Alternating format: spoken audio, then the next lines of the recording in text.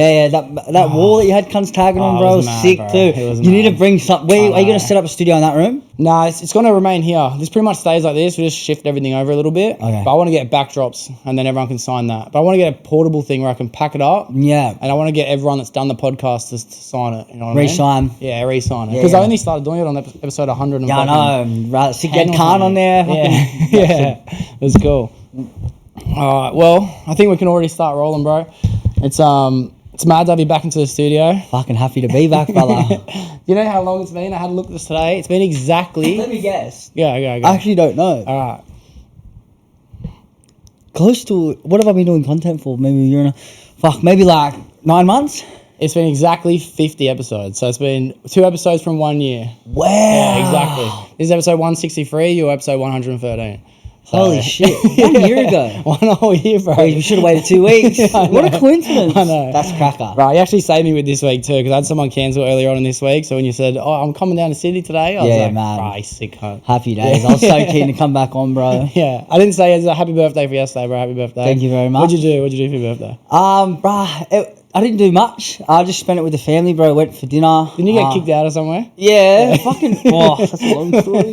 But they went for dinner at like a nice restaurant on the water in Newey because I'm a Newey boy. So just spent it with the fam, few friends. Got like a fucking rack of ribs like this and gloves, bro. I was just mauling it, mauling it, bro. I was like, I'm thinking, don't take a photo. I'm just watching me brother eye me off, bro. I'm like, fuck this. But just went for dinner, bro. And then we went out to like just one of the local pub bars, turned into a club, bro. And fucking sober me got us kicked out. Shit. Wasn't fair if you ask me. Fuck. Yeah. But it is what it is. It was my key to go home. Yeah. So I got up, drove to Sydney. I've been with my mate Corey all day. He's in the background here. Yeah, shout out to Corey on camera. Yeah, shout out Ready or Not. Yeah. It's a good day today. Good day today. Yeah, good, bro. Yeah. Lots of driving around. Yeah, cruising around, bro. We've done a fair bit of content. Went to Coogee. Yeah, we've done some content around like breathies, the nasal strips, and there's like another like inhaler that they're collaborating with. So we've done that. Done a bit of mental health content. Nice. What else did we do? We went and got a feed. So it was just good day. Embracing Sydney, bro. I love coming here. I wouldn't live here again, but I love coming and visiting. It's so much fun. Yeah. The last time you were here, actually, when I say here, today I was at Bondi.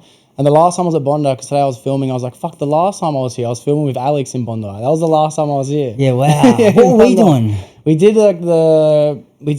the park workout, the gym, the outdoor gym. Oh, yeah. That was sick. And then we were going to do a bunch of other shit, and then all my shit started dying, phones dying, this, that, and I said, bro, I'm going home. But bro, that's why I'm so fucking pink, bro. I don't know if you'll be able to see it on camera, but I'm pink, bro. Yeah, he's sunburned. Do you tan well or do you get burnt? Nah, I just get red, bro. I'm either see-through or lobster, bro. That's all I got. Lobster today, see-through tomorrow. Yeah. But shout out to my mate Lenny. I'll give him a shout out. He invited me down to Bondi this morning. We did a video. He started a YouTube series. He said, episode 1, come to episode 1 with me.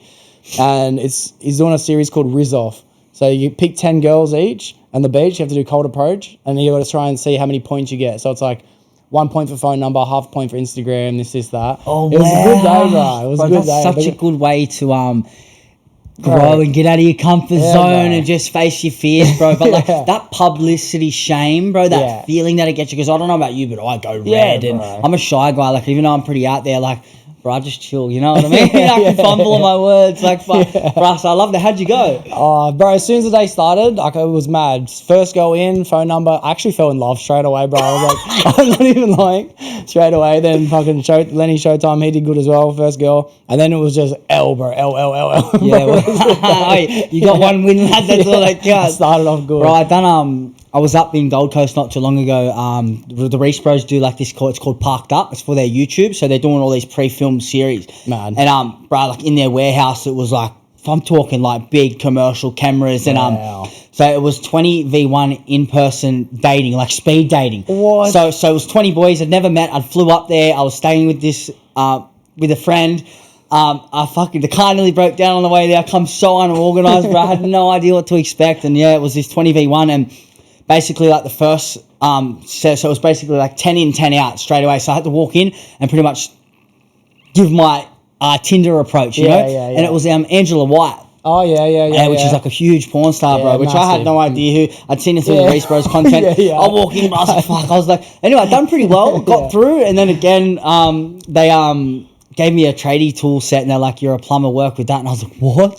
Bro, I just fumbled one after another, like red raw, and I was just so embarrassed, and it's getting put up on their videos, and I'm like, "Fuck, I signed a waiver," so I got no, it wasn't too bad, but bruh, that in-person interaction of being put on the spot like that and trying to Riz, yeah, sucked. Bro. What I did today is nothing compared to the commercial studio. Yeah, this bro. was hectic. Because I walk in there like action, and they've got like cameras. I've got like proper like mics with clips, and I was just like, I've got everyone filming me, bro. And I'm just melting, bro. Mums, I was just melting away. That's crazy. They've gotten to. Because obviously I don't know what's like behind the scenes of their videos. But I love their videos, so that's how far it can go, bro. You know what I mean? Like, well, that's bro. crazy. They're dropping their first episode in a couple of weeks, bro. So I think I was like episode 6. So they're basically just doing it so they have everything there, and they're gonna drop week to week. I think it's going to be pretty big. Yeah, that's cool. Fuck, bro, that's cool. Bro, speaking of how big you can get, like when you first came over, that morning you got to 20,000 followers on Instagram, and we were like, bro, fucking good work. How good's that? That's crazy. I seen you, actually, I want to get to this in a minute. I seen you at Knockout, like you came before Knockout. That was only like a couple of weeks ago.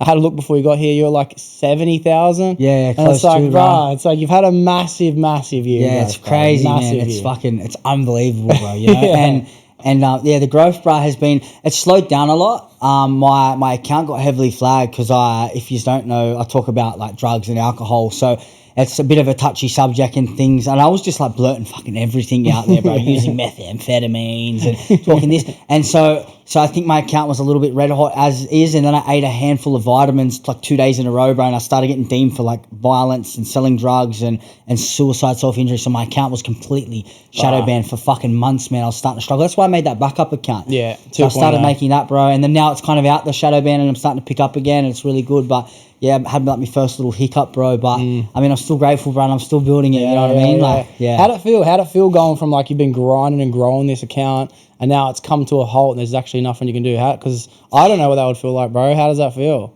Sucks. Yeah. You know what cunts go, it's just Instagram, or it's just this, get over it, but it sucks, man, when you're putting so much work and effort, but I'm doing it honestly, and I'm on there doing the right thing. I'm just sharing my journey. I'm actually trying to inspire, and you know, I'm not up, you know, so for me it was a shit feeling, you know what I mean? And because it obviously, you know, I do this out of the love, but it's becoming my business, bro. You know, this is what, like, if I don't do it full time as of yet, but I want to, because if I can do this full time and get paid, I can invest more of my time into creating a better platform for people to come to get fucking help. You know what I mean? So at the end of the day, we all need money, and so I'm trying to build a career off this, you know, which I'm doing very well. And for that to happen, I was like, fuck, mums, I was going to deactivate it and just scrap it. I had enough of the account. It was just full dud, bro. Like, not even my followers were really hitting it. I was like on ChatGPT talking about it, and that's why I started to build that back up and started to focus on that. But now I'm like out of, like, fully, because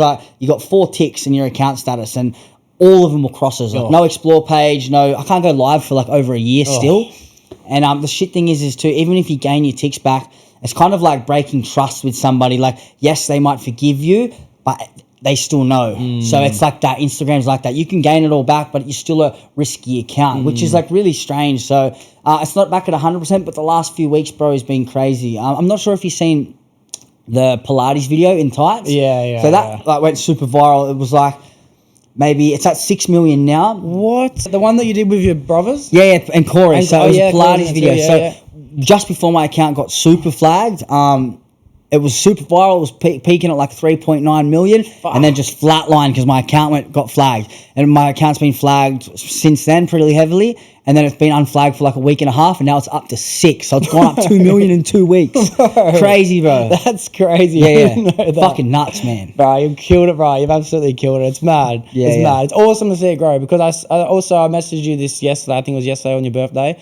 But it's like, it's inspiring, bro. Your content's, it's fun. It's awesome. The challenge videos of your brothers, they always make me laugh, you know. Especially James. Bro, James, I love James. He's funny. Everyone loves him, bro. Just a little staunch. Doesn't say much. He just fucking gets on camera, though. He loves it, you know. Yeah, bro. It's mad. I love seeing the relationship that you guys have together in the content. That's one of the maddest parts about your Instagram and your brother's Instagrams. You all do it together. Yeah, that's right. That's cool. Because not everyone's fortunate enough to know, but if you are fortunate enough to have brothers and sisters, I'm sure you've got cousins. I'm sure people have someone, right? Yeah.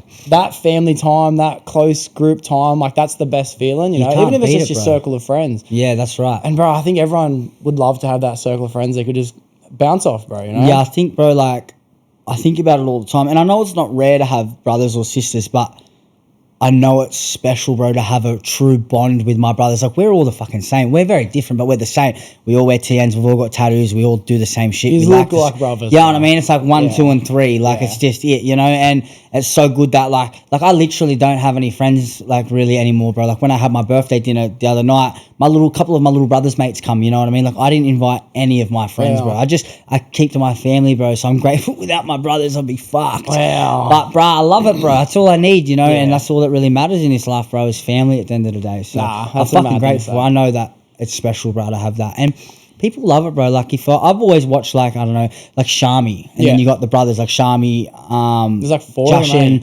Jaden, you know, and then you've got like the Dryden twins, you know, the boxers, and then you've got fucking like the Trend twins that are bodybuilders, bro. Like, even like Luke Irwin, his brother. Wesma. Yeah. He used to ride scooters, the shorter brother.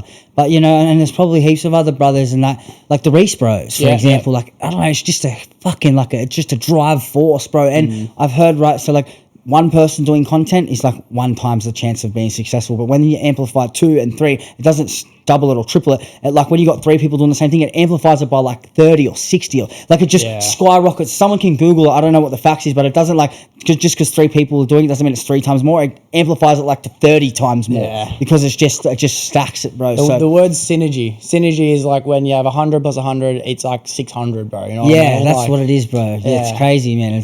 It's cool, bro. And it gives you more content, more, you know, when you got people doing, because like Newcastle for me, bro, like I'm from Newey, obviously, and there's not too much content creation in my town, bro. It's starting to happen, which is mad, you know what I mean? Like I've either, you know, when like you don't see a red car, you buy a red car, you see more red cars. I don't know if it's that effectively because I'm doing content now, I start to see it a lot more. But definitely since I've started, it's become a big trend in Newcastle. Like a few boys in Newey do similar shit to me now, and which is mad, bro. You know what I mean? Yeah, bro. I think I go back and forward at least talking to, if not, I definitely watch quite a few people from Newcastle now, bro. It's mad to see. And it's good, bro. And if I've made some sort of impact to that, bro, that's hectic. You know what I mean? But so you know, Newcastle, because it's like not too big of a content town, which I hope it does get to that point one day where it is.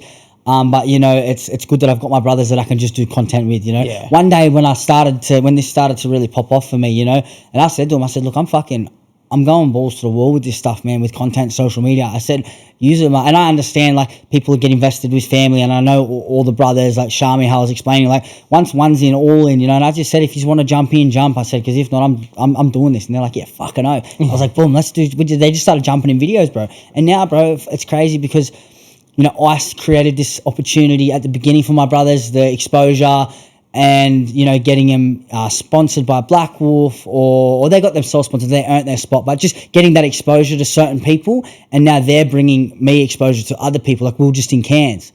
All thanks to fucking Josh, bro. Oh, wow. You know what I mean? Like, thank you, brother. Now it's coming back to me, you know what I mean? And Josh is bringing mad opportunities. Like, it's not happening anymore, but we're going to go to Perth, you know, all thanks to Josh, bro.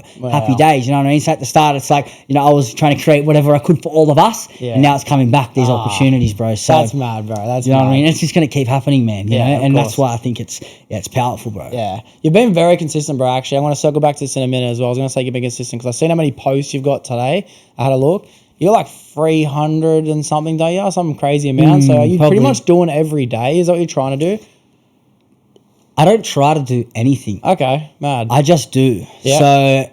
So I lie. Sometimes I do try to hold myself to an expectation, but if I don't feel like it, like when my Instagram went to shit, I was like down in the dumps for a bit. I was like, fuck this, like no motivation to post, and you know, it's shit. But you know, and one of my mates said something really one of my mates said something that stuck with me. He said, well, now don't worry about gaining new followers, but post for the followers you already got, because you've built a good following now. Don't worry about trying to gain more, because obviously you can't shit, but you got other people that sit there and are following and rooting for you. Do it for them. And I was like, fuck, that's so true. I got a bit carried away. You know what I mean? It kind of brought me back, you know, and I was like, fuck, that's so smart, bro. And right then and there I was like, yep, and kind of had that motivation kick again. But what was your question? No, that's all right. I was going to ask you something different anyway. I went to go ask a question. I got sidetracked with that post anyway. I'm going to try not to do this. I'm going to try stay on topic. Forget your question. Trust me, I'm the one that took it off the topic. What I wanted to say was, back when you said you went for your birthday dinner because you didn't feel like you didn't you want to got back invite too that many far. mates. Yeah, bro, to be honest, I'm going to go back even further to knock you. Don't worry about that. Yeah, far. It was Don't just, worry about that. There's Yeah. dots all along this journey, bro. But Yeah, like, that's right. When you said you went out to dinner with your brothers and it was enough, and to be honest, bro, as you explained it, there is nothing better anyway. It's all you need. Yeah. But it's like, one thing that I wanted to ask you was, I know that you had like all these friends and mates in the world of partying and drinking and drugging, like everyone does. I'm assuming everyone does because I know I did as well. But now you're saying like, oh, now I've didn't really have anyone I wanted to invite to dinner. Have you done that intentionally, or has it kind of just happened? Like you're not, because the question was going to be, are you with the same people? Are you still with the same crew? But it doesn't sound like you're with the same crew anymore. It's a good question. I didn't organise much for my birthday because I didn't want to make it a big deal. For me, it's like, if I get all my old mates around, it's just like, can be very triggering for me. But I love them. There's a lot of boys that I love. I'll catch up with everyone separately every now and again here and there. We talk on social media and that. You know, my mate, one of my good mates, love him to death. But, you know, he probably shouldn't say names, but, you know, he's still doing his thing. Yeah. You know what I mean? And I'll leave that name out. Yeah. But shout out to him. Shout out. Anyway, he knows who he is. And, you know, he's still doing his thing in addiction and that. And, you know, we'll just jump on a random phone call like for an hour randomly and just have a mad chat. But, you know, he respects me, bro. And he doesn't even say, fuck you, why don't you come around anymore? Why don't you see me? He gets it. You know what I mean? He understands totally. Love him to death. You know what I mean? I can't, bro. It's just, as I've changed, my goals have changed, I've changed completely as a person, bro. So that's no longer in my vocabulary to be around partying and, you know, all that sort of stuff. And it fucking really triggers me. Like, if I sat around with you having a beer, because I've never had that connection of partying with you and that deep root of, you know, that exposure, fun and memory, sitting down with you, if we went to the pub and you had a beer, I'd be fine. Sitting around one of my old mates that I used to use with and you having a beer, start to tick a little, you know. Okay. I can do it, but, you know, to a certain extent, I just don't like to put myself in that environment too much. But I guess a bit of both. I guess I didn't want to make a big deal out of my birthday, but then again, I don't really have anyone, you know, that I just thought to invite. I got a few boys, but I just kind of kept it to family. Yeah, but the cool thing is, like, you are still mates with everyone. It's just it's not like what it once was, where you bring everyone together for a celebration kind of thing, you know. Do that with your family, but your mates are still there for when you need them. And to be honest, that's one thing that I was really not scared about, but when I decided to go on my journey of like sobriety, I was like, fuck, am I going to have to cut everyone out of my life? You know what I mean? And the important thing is, like, I think anyone that might be interested in it, is I'm still mates with every single one of these people, but we don't get together on my birthday either, you know what I mean? We don't do the same shit we used to do. Yeah. As a phone call, maybe catch up, get dinner and shit like that. Well, you probably have the same, very similar experience, bro, you know? You're actually like 3 years clean, you just cracked. Tuesday, this week. Happy days, bro. That's a massive milestone. 3 years, you know what they say? 3 years is early recovery. Okay. So everything comes in threes, you know what I mean? Like third time's a charm sort of thing, you know, that good old saying, well, 3 years, 3 birthdays, 3 Christmases. Once you start to get that 3 year mark, it's like you really start to get it, you know? Early recovery is 3 years. So, you know, I'm 2 years clean on the 29th of November. Oh, nice. So I'm still kicking along, bro. Yeah, that's crazy how time can go that quick, bro. To be honest, bro, when it hit 3 years for me, like, I was actually here. Since I moved here, I hadn't been to a meeting in like 4 weeks, I think. Just because I was trying to find one that was local enough, this, that, and I couldn't find anything that really felt. I was kind of like, fuck, what if I don't like it? I was making all these excuses, right? And on the day, I was like, fuck, if I leave now, I can get there 5 minutes late. So I just went there. It was the best decision, I swear to God, I've ever made. It was the best decision in the last year, bro, going to that meeting that night. Grounds you, hey? Yeah, bro, it was real good. So, I'm grateful I went. How do you try and go meetings still? Yeah? Regularly. Yeah, regularly, bro. I since I've gotten clean, I have been consistent with meetings. There was a time when I was living in Sydney, I was like just maybe hitting one a week, and I was fucking feeling shit, going shit. I was away from my family.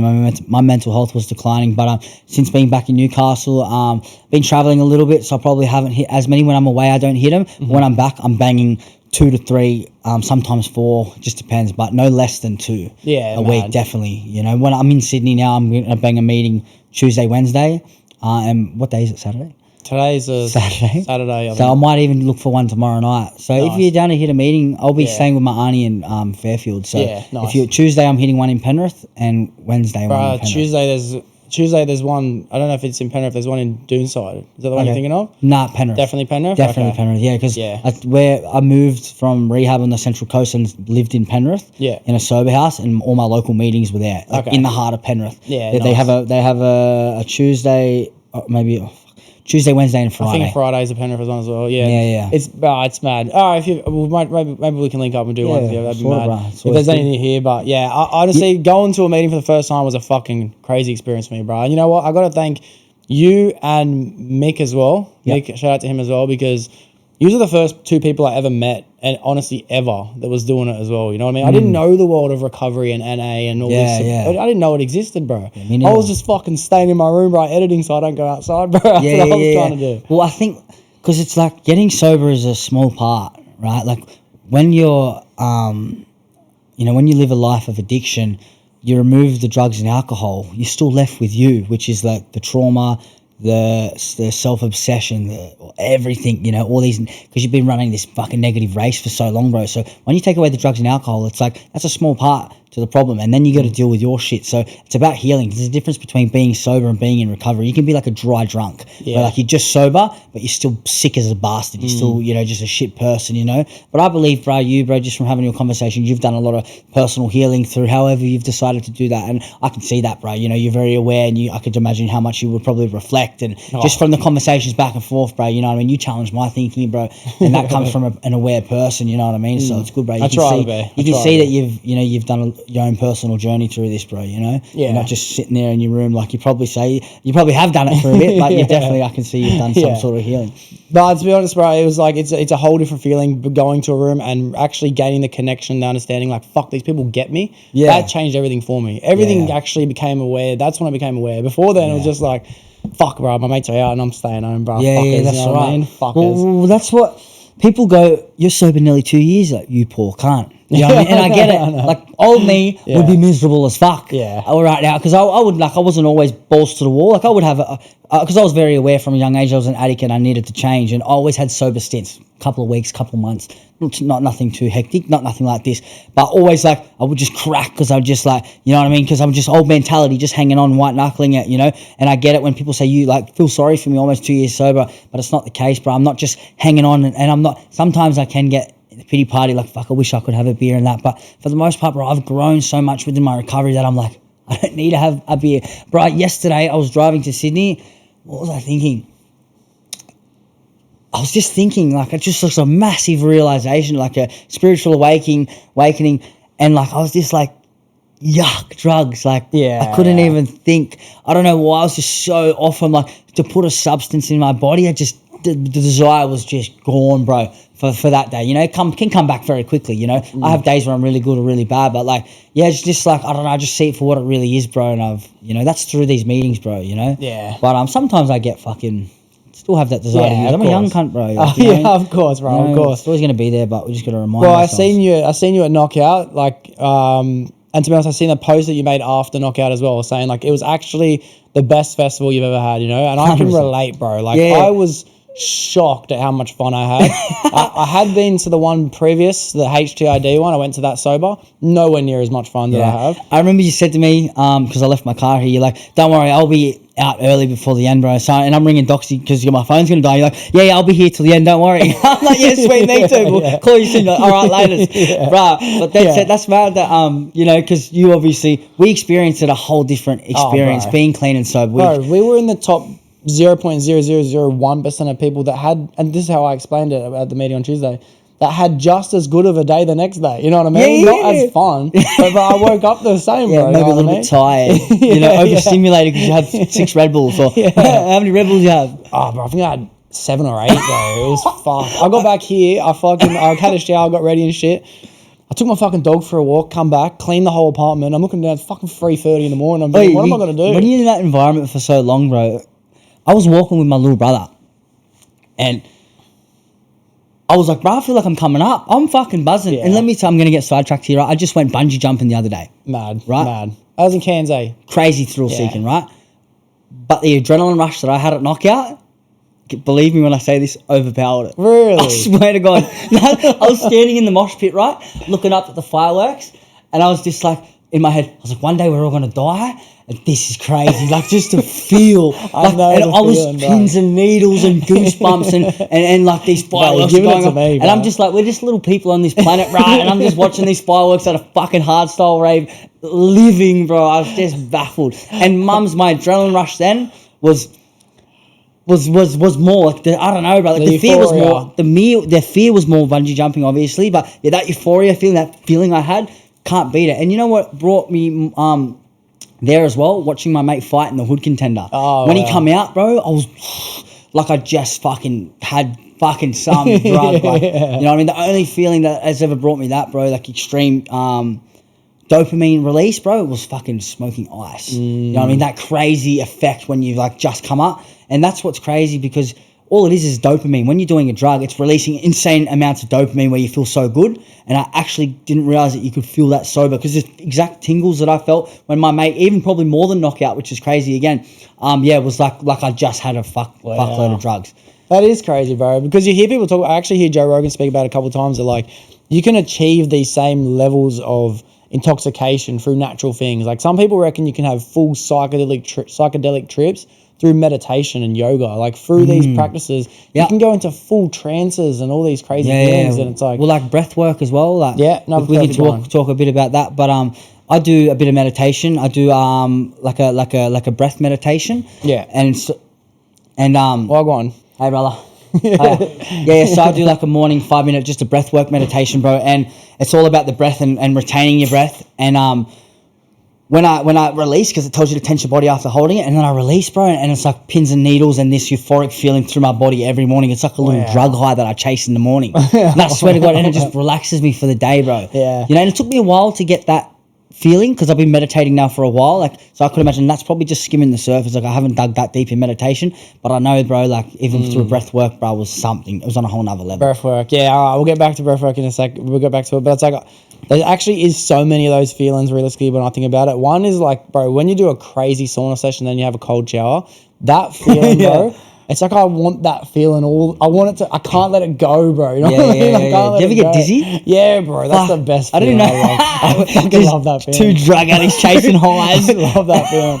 I'll just stay in it as long as I can. I'm gonna pass out. Bro, I did the sauna the other day. I did 45 minutes. I didn't get out. No, it was a 45-minute session. I did 43 minutes. I had to get out. In the sauna, one stint. Yeah, bro. It was max temp, 43 minutes.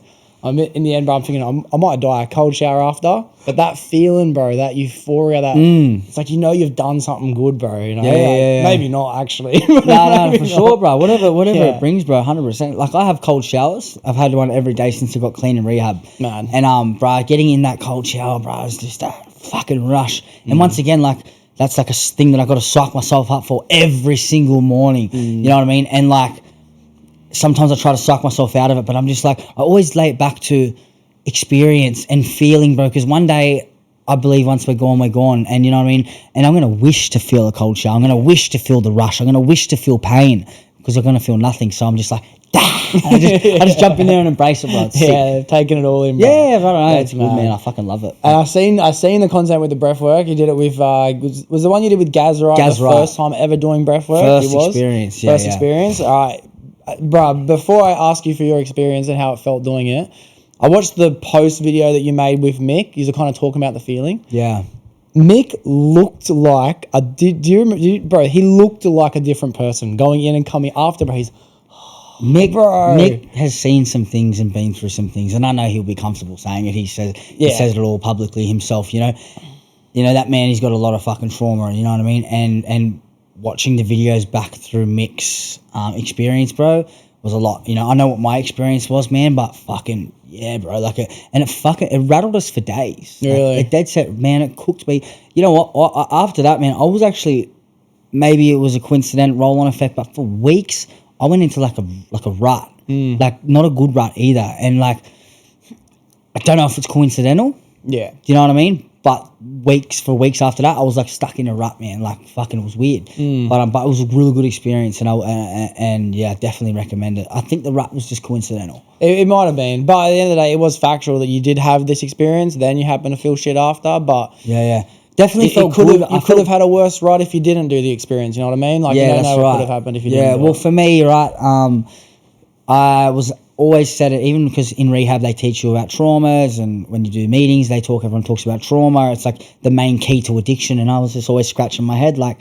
I either don't have any trauma or I'm unaware of it. So that was the two options. There was maybe one thing that I could think of, you know, but I'm like, I don't know, you know. And you know, that day I walked out and I could just label it, bro. Like I wrote, you should see, like if I could stretch out a note in a phone, probably that much of my breathwork experience, bro. And it fucking rattles me reading back to it, man, because I could just, black and white for me, bro. I could figure everything out. It is a crazy experience, bro. And did you feel like you were finding that you did have some traumas in there that you weren't really aware of, but going through the experience? So it was like experience, like it wasn't like these experiences I wasn't aware of. I was aware of the experiences I went through, but I didn't realize the effect that it had on me.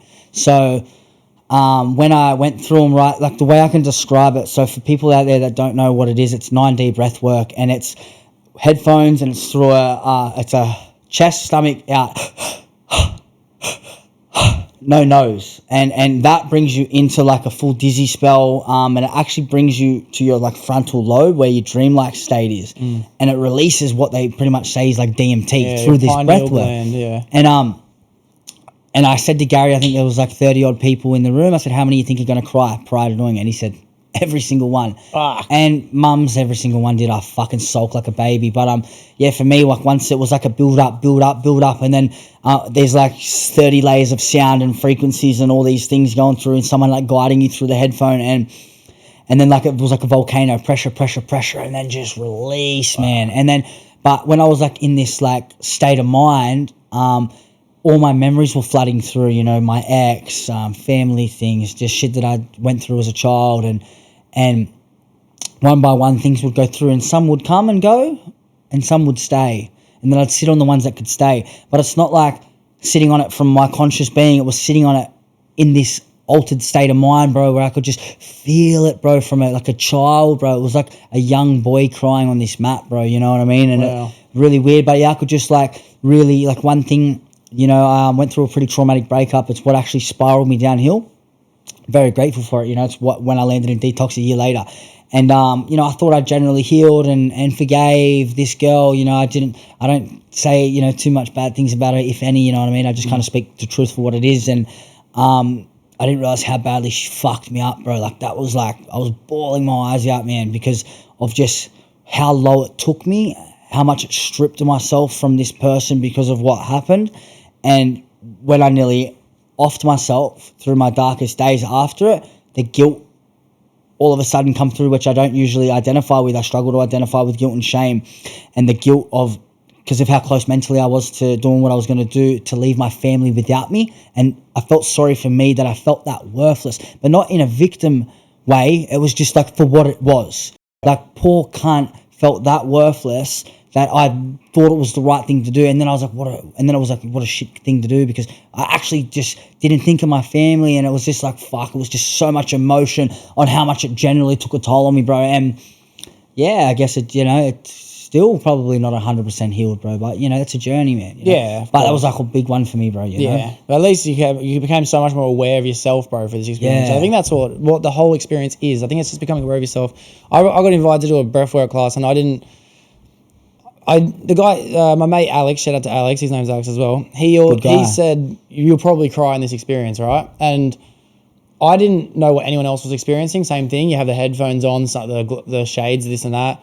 And there was a couple times where I felt like I was getting a bit sad for this experience, but everything, as you said, bro, was starting to map out. Like, oh, that's what led to that. That makes sense. Bro, I had a crazy trip in mind, actually. I got to say this real quick. I left my body in this, and I was almost watching myself get born from my mum, like in a way. I was in the hospital room. But then I remembered a memory that my mum told me once, where when she was smoking that green stick as hard as she could in the hospital. The green whistle. Yeah, she came out of her body and she looked at herself give birth. And I was that thing in the wall, bro, in this experience. Yeah, wow. And everything made sense, bro. Like my mum and my dad's personality traits and how they grew up made me, bro, like A plus B. It was a wild experience, bro. It really something was. that's kind of hard to explain as well. Like that's why I wrote it all down, bro. I didn't want to forget it. Yeah. I didn't want to forget my experience with it, bro, because it was was a lot, bro. You know what I mean? Like I was fucking sobbing on the mat, man. And it like it tells you to like release and scream in the headphone. But bruh, once I started, I just couldn't stop. Wow. I was just every bad thing that I went through, I was just releasing it, man. Bruh. Like Would you do it again? 100%. And that's just once again, that's like a beginner breath work.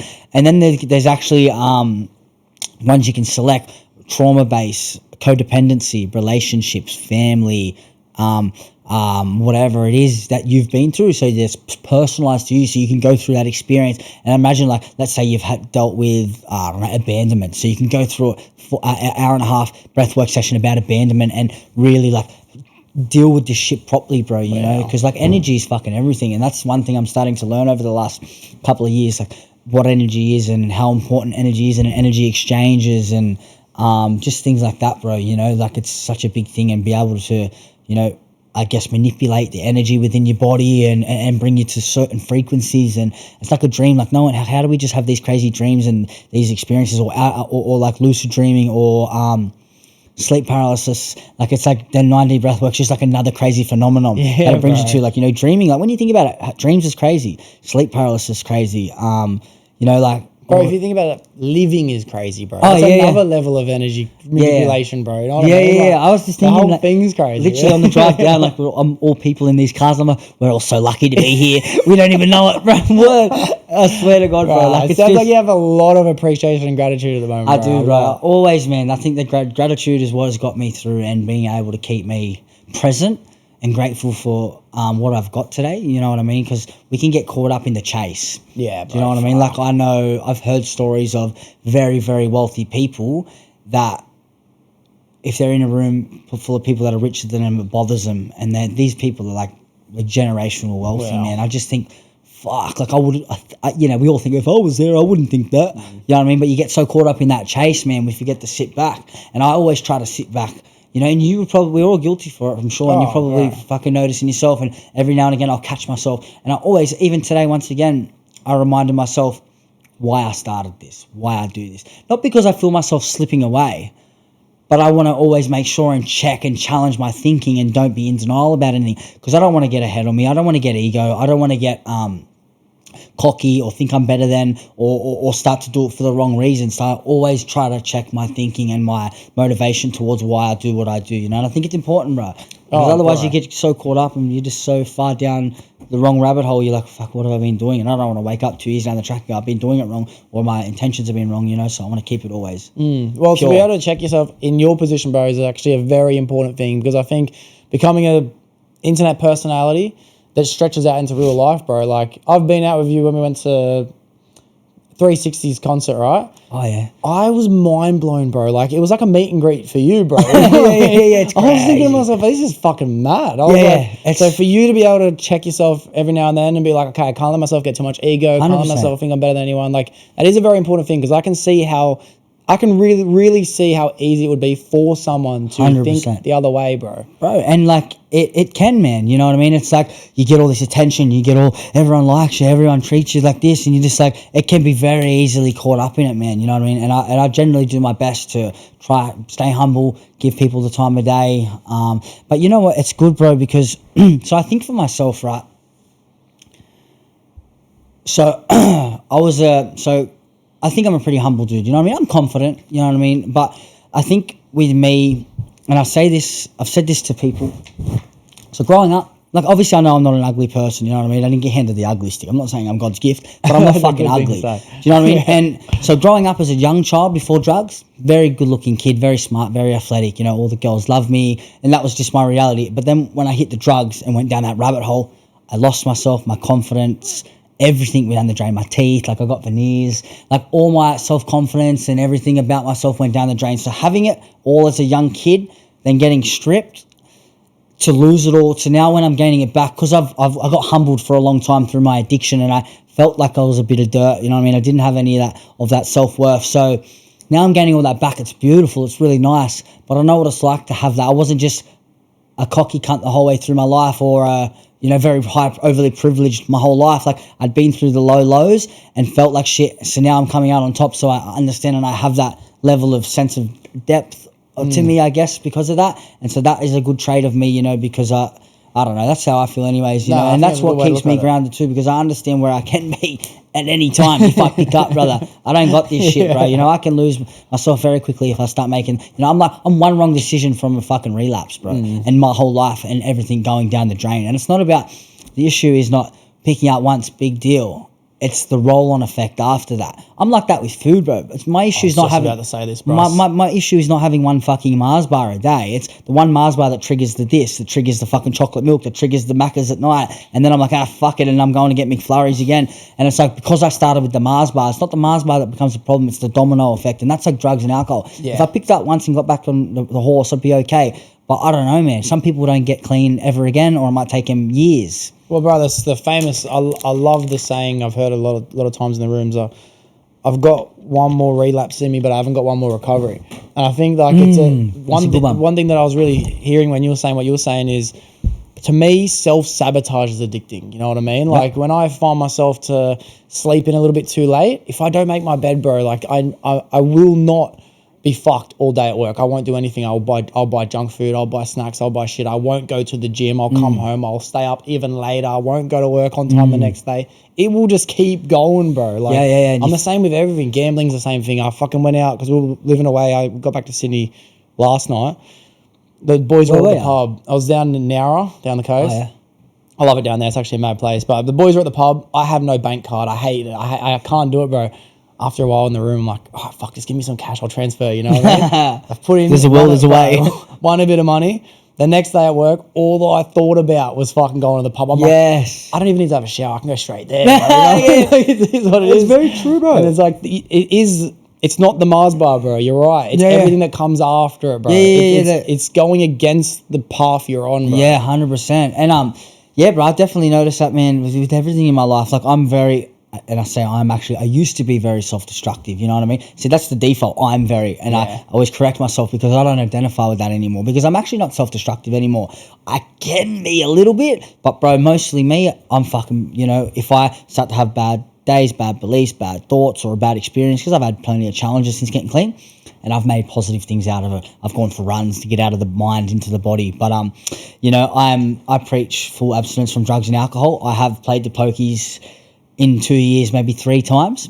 Once on my birthday, once I slipped another 50. But I never had a gambling problem. And I'm not proud that I've played the pokies, because addiction is addiction. Yeah. But that's just my story. And so I've played it a couple of times. But even that itch after playing it a couple of times, and I won a few hundred once. And I was off $1, hit $20, and fuck, I was like, and then after that, I put myself on a gambling ban. I don't even have a problem. I probably still got it, bro. That man, we'll see how long. And it's so funny. Last night, I nearly put $50 in, and then they kicked me out. It's a God-given job. Let's see. And I full justified it. I was like, yeah, fuck it. My mum give me the money because she won. I'll play everywhere. If you're playing, I'll help you tap the buttons. I get a full thrill off you playing your money, but I refuse to stick my own money in. Good. But I have... Good. Let's see. I haven't played... Oh, okay. It's been 42 days since I've played pokies. Yeah, I must have played them 42 days ago. Bro, my lock screen has been this. I'll show you. I changed it yesterday, so I'll just put it back. How do you change it? Yeah, I remember your lock screen's been something for ages, eh? No. My lock screen's no, bro. It's just for the pokies, bro. Like, it's another one of those things, bro. I can't let it slip. But I want to go back in a second. I'll go back to this point. But while we're still on the subject of, you know, checking yourself, especially being in the position you're in, I wanted to know, because the experience, when I experienced seeing you get stopped and photo this, photo that, I think to myself, fuck, that's a lot. And you said as well, it's like, I think you're very humble as well. Last night, Joel and I went out to watch a comedian, Julian Woods. Oh yeah. Honestly, it wasn't. It was good enough. It was all right. It's just not my type of comedy. Realistically, I thought it was gonna be a little bit different, but for what he did, it was good. It was real dark. But Curse was there as well. So out the front, I've got to say what's up, say hello. First thing it is, hey bro, good to meet you. You know what I mean? I'm thinking to myself like, he'd be getting stopped all the time. And the first thing he wants to say to someone is good to meet you. Like, and you know when you see someone, you don't want to annoy them, bro. So I'm like trying to make it quick, this, that, you know what I mean? But it's like, I think that's a very good characteristic trait. Bro, to be honest, he made the show real fun because he only sat like, it was pretty much myself, then Joel, and then it was the next little bit was Cursor and April. And When you said Cursor, was he just watching as a guest? Was he? Because he was Joel was saying he was one of Julian's mates. Like they do stuff together or whatever. Yeah, have you seen the curse effect? Nah. It's him, and I swear it's him, and he's like in hospital, and he's like, oh no, he's like watching. I swear they might not even be him. I swear, and he's playing 360, and he's like looks like a full geek, and then he puts Cursor on. He's like, yeah, bro, Shay. So funny, but he's like one in hospital where he's heaps sick, and I think it's that Julian Woods years ago, man. Yeah, okay. But, well, to be honest, the show was fun because Cursor just heckled the whole night. He just heckled him, and that's what made the show fun. Yeah, that's sick. You know? Oh, what a funny cunt. So, yeah, he's a good lad. But I think that's a real mad characteristic to have, bro. But I want to ask, what do you do when you're not having a good day? Do you still get the people coming and trying to talk to you? Because I'll give you a small example. It's like, because for me, it hasn't happened a crazy amount of times. I can count them on both hands how many times I've been recognised in public, right? But pretty much every time, bro, it was a terrible time. Once I was taking a piss in a public bathroom, this cunt's looking at him like, bro, you're fucking all good? He's like, sorry, bro. I'm like, sorry, all right, sorry, bro. Another time, bro, I'm in the sauna. I reckon I was at least 30 minutes in. I'm thinking I'm going to die. Someone's like, hey, bro, I wanted to talk to you, you know, the podcast, this and that. I'm like, oh, bro. You know what I mean? Yeah. And in those moments, it's a bit difficult. So I want to know, do you experience it on a bad day when you're not really feeling very good? Definitely. Yeah? I got a story. So I have a lot of fan interactions, and I've had a lot of fan interactions. I've had most people actually... 99.9% except for this one cunt in Cairns that probably can say a bad thing about me, right? But every interaction, I always say, anyone that comes across me won't have a bad thing to say because I'm always very polite, respectful, kind, and always. But this time in Cairns, group of lads come up, yo, it was like 3 o'clock in the morning, we'd just been kicked out of a hotel, we're trying to find emergency accommodation because the boys were partying too hard. Yeah. Anyways, and it was like 3 in the morning, Josh was peppered. I'm trying to get him back to another hotel, and this boy's like, yo, can we get a photo? I'm like, yeah, come.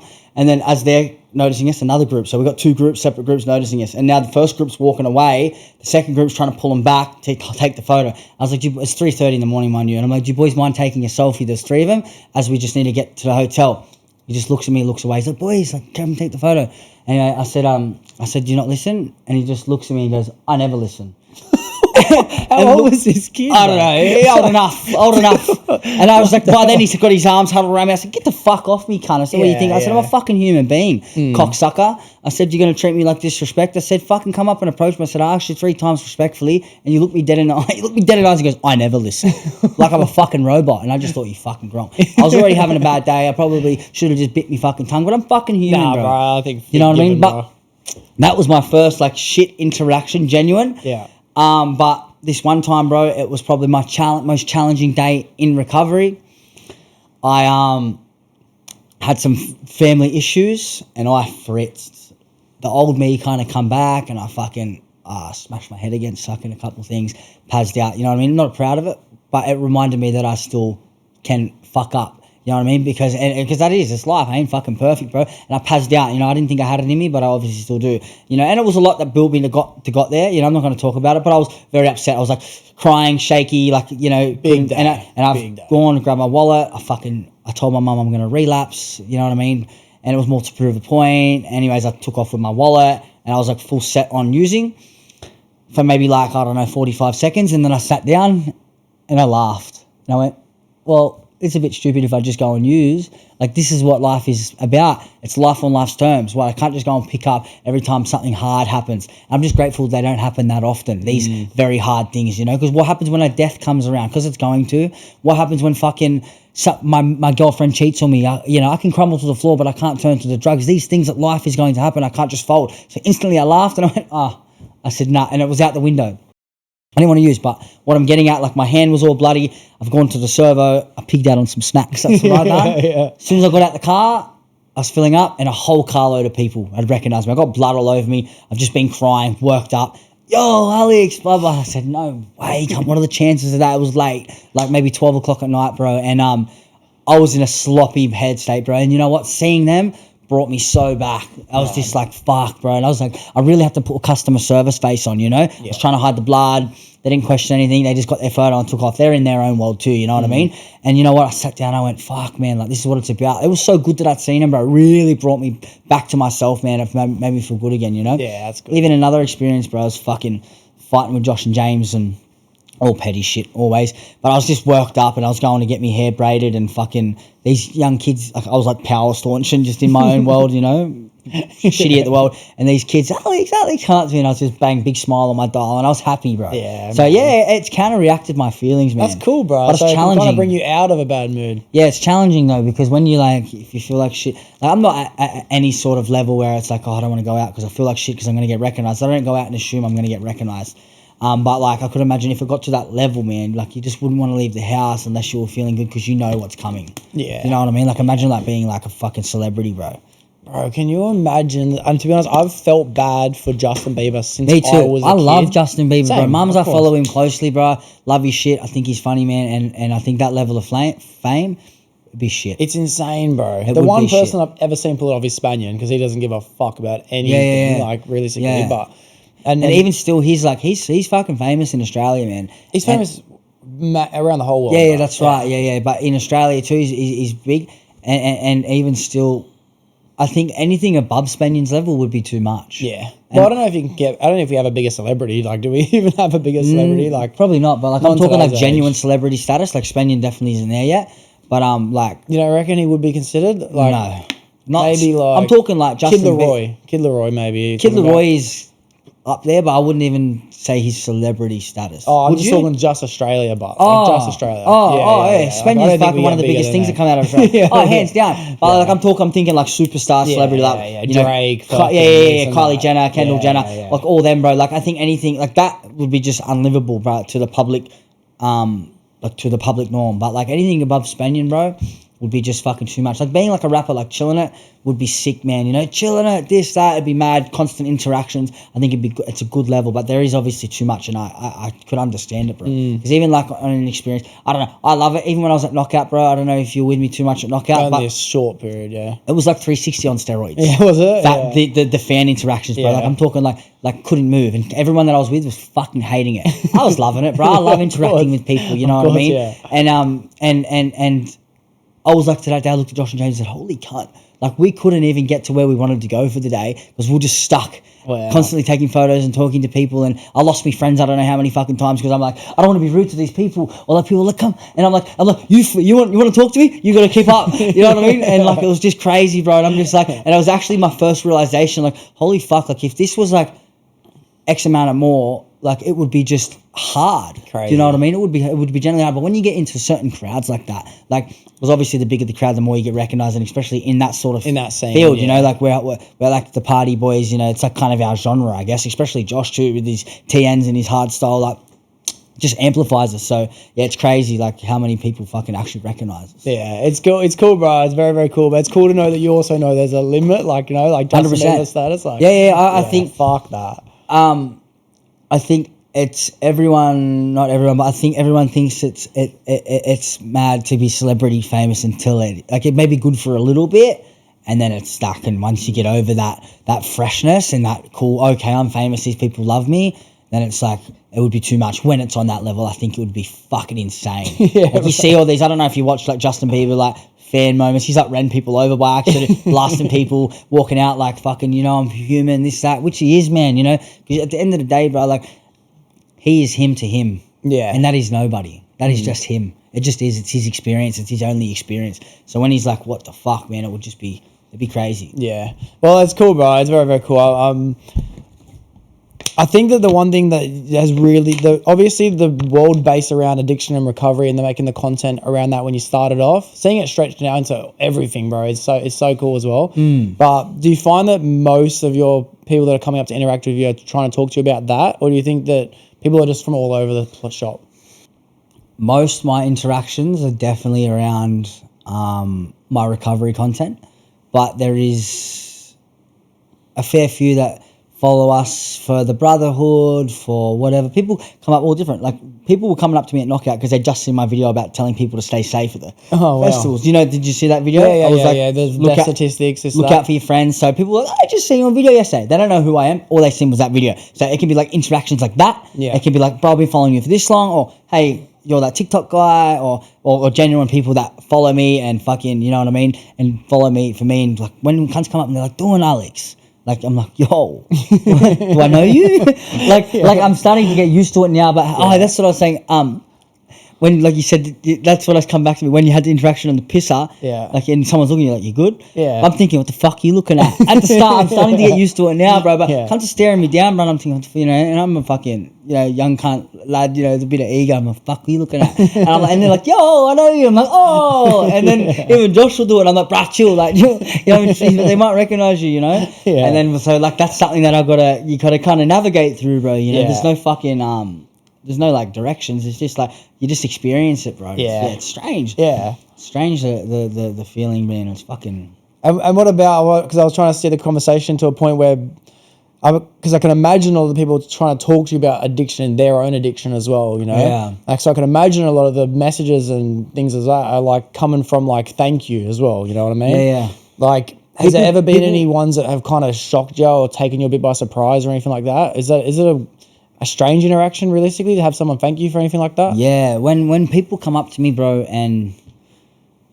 they tell me they're clean or how much I've inspired them to try to do better, or they're like, I'm this much clean off the pot, or bro, I had someone come up to me, bro, I'm sober today because of you. Wow. Like at the festival, they went to Knockout sober as well. They're like, I didn't have to have drugs. I think they might have drunk or whatever, but that's their level of sober or whatever it is. I won't take anything away from anyone, you know?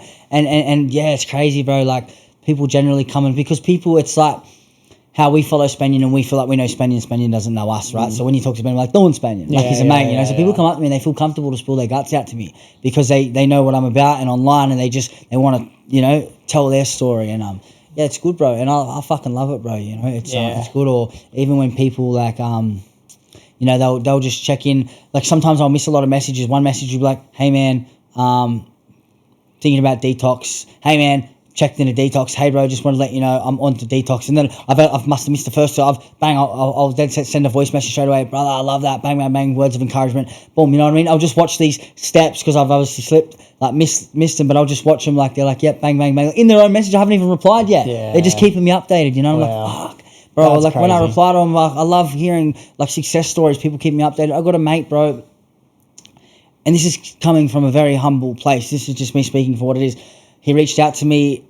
I would have been 6, 7, 8 months clean, and this dude just sent me straight up videos or voice messages saying he was just fresh out of a mental ward, fresh out of addiction, this, that, and he just didn't know where to start, bro. And I like mentored him, bro, for like the first couple of months, bro. Every day checking in with him, talking to him, told him about these meetings, and I swear he's like over 12 months clean. Full recovery, man. He's a freak at running now. Fucking, bro, he's further at me in the program doing the steps. Like, we have conversations, we catch up. He's from like Queensland, where he's flew down, we've met. Brother, and like, this is now a mate a person that I call a friend is now like 13, 14, 15 months clean, man. Bruh. Unbelievable, brother. That is like, and that's, you know, all credit to him. He's done it himself, but that's somebody that's come to me and I've just given him what was given to me freely. You know what I mean? And he's ran with it, bro. And he's done crazy with it, bro. And, you know, and he's helped me now. You know, he's very smart, and started to learn that he was cooking healthy muscle meals from his kitchen. He had like a business about selling, like, you know, like muscle chefs and that, from his kitchen. And so he knows a bit about business and all that. And because I wanted to start my own brand, and he was just telling me the ins and out about certain things. And I was just fucking, we'll just like, you know, what goes around comes around, bro. Yeah. You know? Well, you've kept what you've got, bro, by giving it away. That's right. Well, that's right. And that's a proud moment for me, bro, to be able to help someone like himself, man. And you know, it gives me purpose, bro. Yeah. Like, that's like such a good feeling for me, bro. Well, bro, it's one of my favorite facts about life, realistically, bro, is by working on yourself and being selfless. It's one of the most selfish things you can do, bro, because you're able to help so many people by being the best version of yourself, bro. Well, that's right. That's what you've done, bro. You've gone hardcore in trying to better yourself, bro. Like, that's right. Balls to the wall with it, bro. Open, honest, vulnerable. Everyone come look at me, try and be a better person, bro. You know what I mean? And the thing is, like, I live and breathe what I do. I'm not just saying, hey, do this or do that.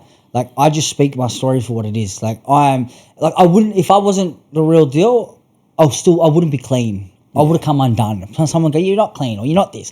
I would have come undone. Something would have come out of me using, or I would have relapsed. If I wasn't actually hard on about recovery, no one just gets here by chance, bro. It's fucking putting in the work, by connection, you know what I mean? By putting in that. Even people that put in fucking 90% and a lot, or even 100%, bro, they still fall. You know what I mean? It's hard enough to get there, to get, you know, years up while doing all the right things, let alone not, like, you'll slip no matter what, you know what I mean? It's like, you know, if you go into a fucking fight and you're really sloppy and dusty, you go, he hasn't trained. Yeah. You know what I mean? It's just the obvious, the proof is there when the time comes to the crunch, and, you know, I'm still here, I'm still kicking, I'm still showing, still living. Yeah. You know what I mean? So I don't have to explain myself, I just live it and it shows for itself. I guess. Well, you're just showing what you're doing, bro. And you're doing, but the important thing is, bro, that I think you are doing is you're actually doing it the best you can, bro. You're trying. Yeah. You're actually 100%. giving it a red hot go, bro. And I have to I'll give you props that comes from someone else as well. My mate Zach, shout out to Zach.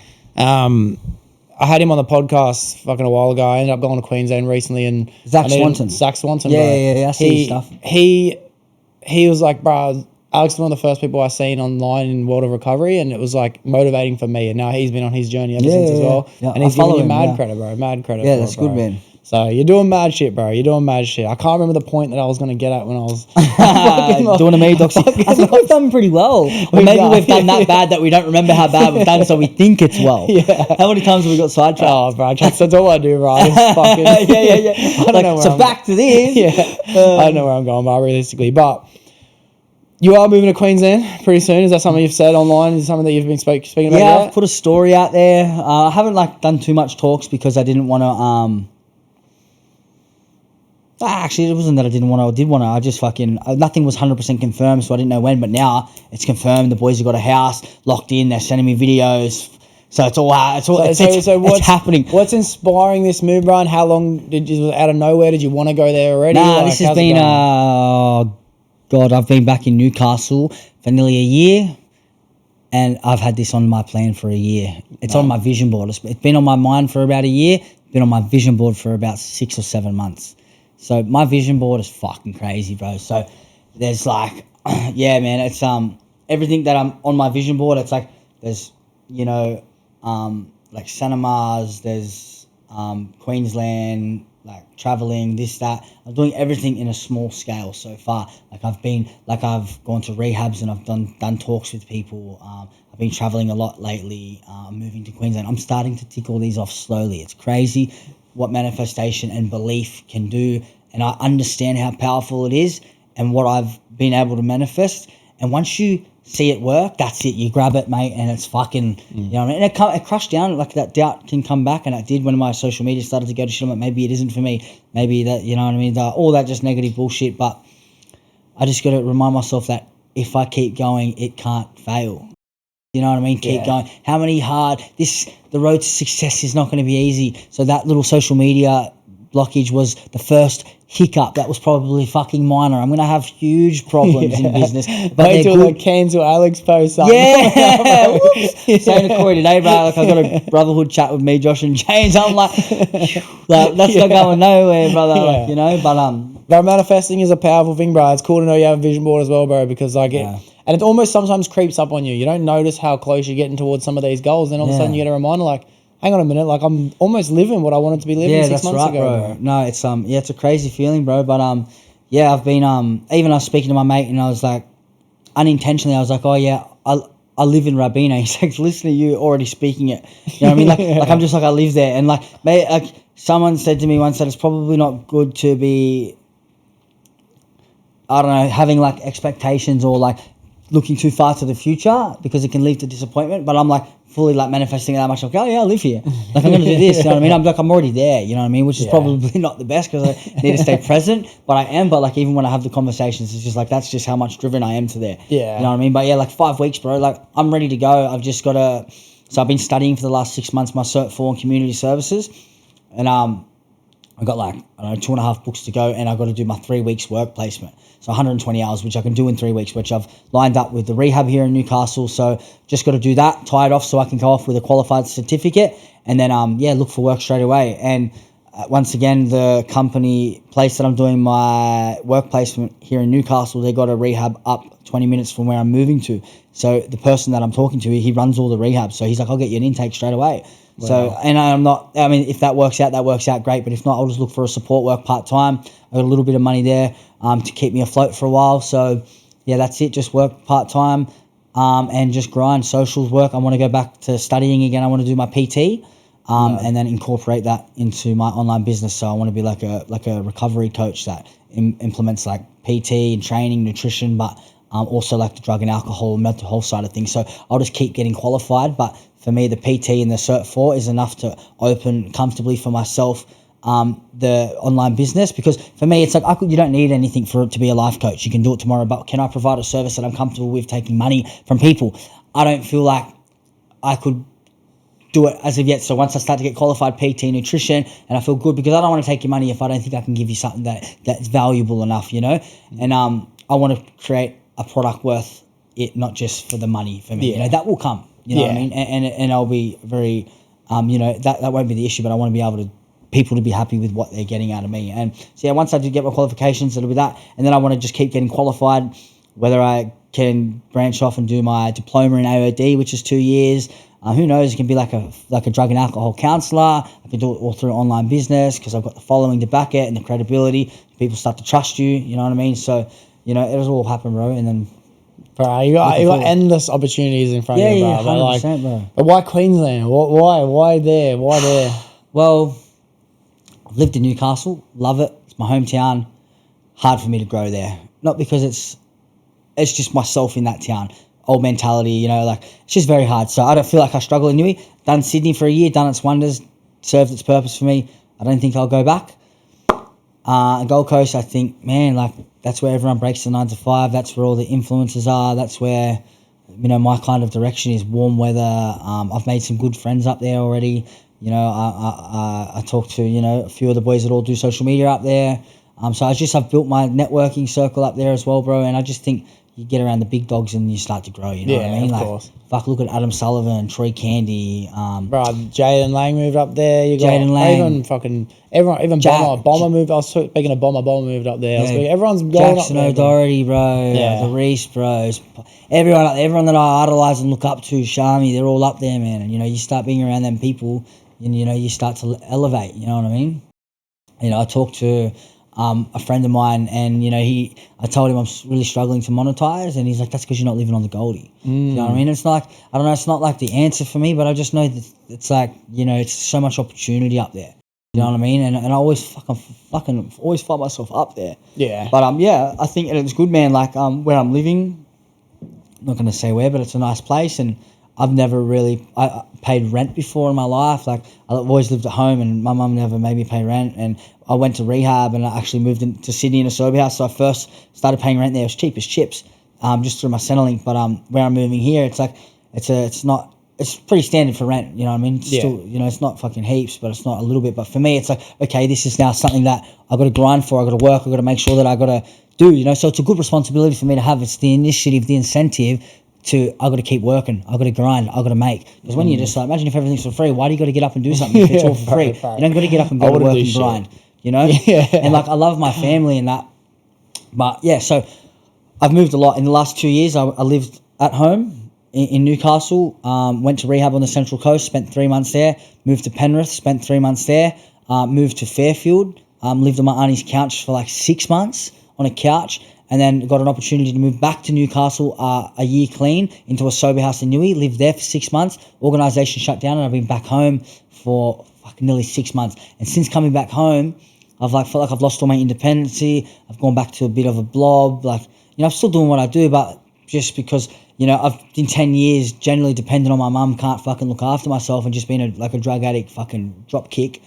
And I gained my independency from moving out for the year, and now I'm back home. I only had that independency for a little while, so I wasn't fully retrained. Now I'm just, all the old habits are kicking back in, and I can feel it, And so I just want to take off again and gain that independency again, bro, and just, spread my little wings and just get out of my hometown. But eventually I'll bring my family up there for sure. They're all keen as. It's just about time. And that'd be sick, bro. We spoke about energy, bro, and Sydney has its energy. Queensland, bro, Joel and I went up there a little bit ago now, a few months ago now, and we're we got to live here, bro. You can just feel it. But everything has its pockets, you know what I mean? Melbourne is a lot more musicy, artsy, and everyone wants to go down there in that scene, bro. Yeah, Sydney is just very, it's grind. It's straight up grind, bro. It's so expensive, you have to anyway, you know what I mean? But it's the creative world and content and creation, outside of obviously music and art is actually the Gold Coast, bro. I totally agree, bro. Everyone up there is like doing some form of everyone like in that content, like all massive content creators, brother, them 90 fucking something % of them are on the Gold Coast. Yeah. They all run there, you know what I mean? It's like Miami, bro. Like I don't know too much about Miami. My mate Rudy Garcia is over there now, shout out. He's over there and he's actually planning to move there. But I was like just searching on the maps the other day because he was there. I was just sussing out. He's over there with Wes Watson. Yeah, it's like a city on the water, like the Gold Coast, man. And it's Wow. like, yeah, so the Gold Coast is like a small Miami. It really originated from Miami. Miami is like Gold Coast, but better apparently. All content creators and just like the same shit, but better. So Gold Coast kind of like, yeah, picked it up from Miami, I guess, or just coincidentally, but yeah. Yeah. And how's the traveling been, bro? Because you're constantly going. I know this will be a nice, hopefully permanent spot for a while, but you're driving here, you're flying there, bro. You're running nonstop. And the question I'm trying to get to is like, you'll go, you know what I mean? And it's like, I can kind of relate in a way. Sometimes I see how much you're moving. I'm like, sometimes I get a little bit like, oh, okay, maybe I'm good. I'm not doing as much, bro. You're driving so much. I swear to God, you must be doing fucking hours a day sometimes. Like, do you get burnout from all this traveling and shit? Let's just say I'm good at packing a bag. Like, I promise you, bro. I said it to my mum and I was like, I bet I'm going to jinx myself, bro. You know when you pack for a holiday, like, I'm going to forget this, or you always forget that, or you're stressing. Now, bro, I've got a mad checklist. It's just one checklist, all my necessities. I just go over it, bro. I'm a gun at packing a suitcase. Word. And I'm an ADHD. I suck at packing, bro. But it's fucking, it does burn you out, man. Like it truly does. And mine hasn't. Like because I don't work when I'm here in Newcastle. I was studying and now I haven't been studying because I'm finished. But yeah, bro, the last, I don't even know, maybe fucking 10 weeks, bro. I've just been every weekend go. You know, I've done Melbourne, Sydney, Cairns, Queensland. I don't know how many times. Sydney, fucking just so many events on, bro, and constantly either driving or flying and fucking. It's hectic. Honestly, it's hectic. I've got no complaints, bro. Yeah, you love it. But it is. It's a lot, man. Like. Do you get burnout? Do you feel sometimes? Do you know that? You know what I'm trying to explain? Like the feeling of just like, bro, I just need to fucking stop. You know what I mean? Couple of months, bro, and I think so. Every few months, and this is like even prior to traveling. This has been my whole life.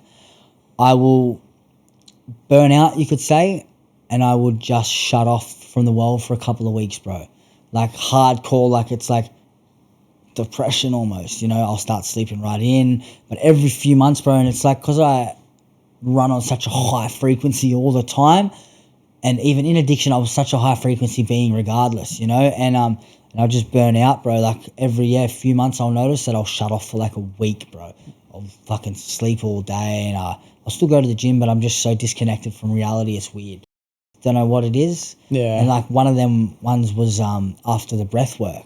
And maybe it comes from burnout. Sounds like burnouts, you know what I mean? I don't know. Maybe the breath work mentally burnt me out that hard, you know? And I just struggled to bounce back a little bit. But yeah, I definitely have these burnouts fucking, every few months. Okay. Always happened. Yeah. I think a lot of people watch people online and they think to themselves like, brother, how do these people have so much energy non-stop all the time? But to know that you can still burn out, bro, it's actually like a pretty relatable thing, bro. You know what I mean? Because like, and I don't notice your burnout. You know what I mean? Yeah. Well, I do share my burnouts online. Like when I'm like in my rut, like I'll start posting stories, talking. I was just going through my memories and super grateful. Was actually I've been doing a lot of reflecting in the last fucking day, but I was talking about being in this rut and all of a sudden I was constantly wanting to use and I'd just come off like a 6-month stint of not wanting to use. And now all of a sudden I want to use. And I'm like, oh, well, this is just a part. I'm just explaining like, yeah, I'm just grateful for the 6 months that I just had it easy. Now this is just the hard part.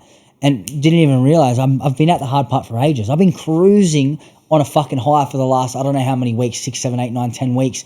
And I didn't even realize I was out of it because I got so caught up in the race until today. And I'm like, oh yeah, like I'm chilling. Like I don't have no desire today. I was like full like disgusted in using. And like the other week, man, it was like bothering me how much it was bothering me, you know? So, but like I said, early recovery is the first 3 years. So when all this chaos happens, the goods, the bads, the desire, instead of just going, why, I just sit with it. I'm like, okay, it's just a part, you know? I feel a bit crazy today and that's okay. You know what I mean? I'm okay with that because fucking life is life, bro. It's my first experience like everyone else and nothing's perfect. The mind can rattle and race. And I used to sit there and I'd run to my sponsor and be like, why do I feel like this? Or why am I like this? And he'd be like, bro, you're sick as fuck. You're like 6 months clean, cunt. Like, just be okay with it. Doesn't matter. Don't get too caught up in the fuffle.